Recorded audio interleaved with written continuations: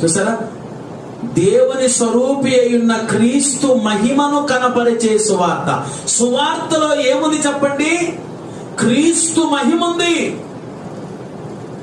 క్రీస్తు మహిమ సువార్తలో ఉంది. అదే వార్త సిలువను గూర్చిన వార్తలో ఉంది. అందుకోసమే మనం సువార్తకి వెళ్తే దెయ్యాలకు భయం. మా ఊరు ఎందుకు వచ్చారా, మాకెందుకు చెబుతున్నారా సువార్త?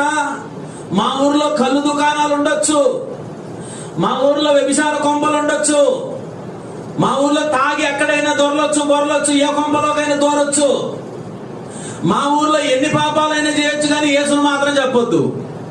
ఎందుకంటే